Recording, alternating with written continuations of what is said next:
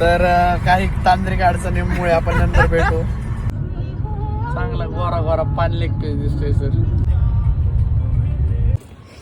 आम्ही हे hotel book केलंय. आता मस्त रूमवर फ्रेश झालोय आणि आम्ही चाललोय. कुठं चाललोय आपण? आता ओंकारेश्वर. ओंकारेश्वर दर्शन. हा यस सत्य. आणि आम्हाला इथं हे आहे ते मंदिरात आलोय आपण आता ओंकारेश्वरला. 8 मजले गर्दी आहे. गर्दीचा तासाचा अंदाज सांगितलं त्यांनी 8 ते 10 तास. पण आता आपण VIP पास आणल्यामुळे आपलं दर्शन आपलं फक्त अर्धा तासात होणार आहे.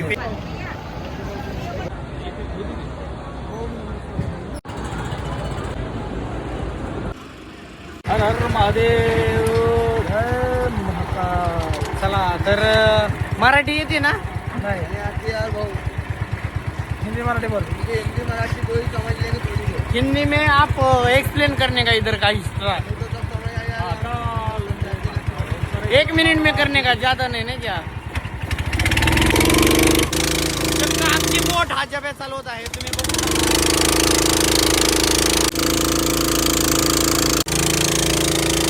गुरु शंकराचार्य का ये मूर्ति है. कितना फीट का है? 108 फीट का ये मूर्ति है. तर तुम्ही पाहू शकता त्यांचा लफडा चाललाय आता इथे. तो त्याला शेव देतोय, ते ह्याला शेव देतोय. आणि वरती वरती डायरेक्ट वरती.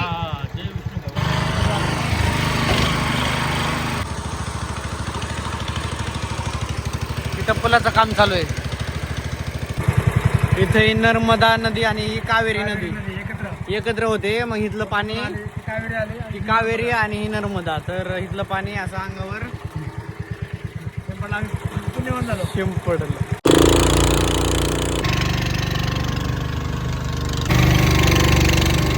चितळेची भाकरवडी खात. पुण्याचा ब्रँड चितळे.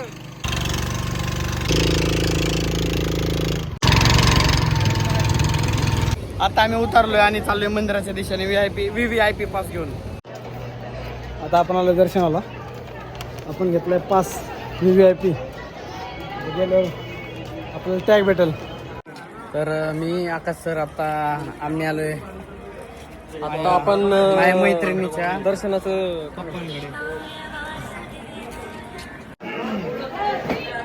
हाताने काढ ना, शूटिंग येईल.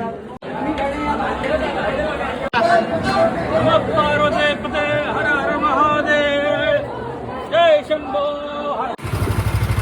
12 ज्योतिर्लिंगापैकी ओंकारेश्वर हे ज्योतिर्लिंग आता आम्ही कंप्लीट केलेलं आहे. तुम्ही ब्लॉग पाहिलाच असेल. एकदम VIP दर्शन. आपले खासदार अमोल कोल्हे यांच्या एका पत्रावर आपलं काम झालंय. पार्वती पते हर हर महादेव. राष्ट्रवादी पुन्हा. त्यानंतर पाहू शकता सागर सर आणि आकाश सर आंघोळ करत आहेत.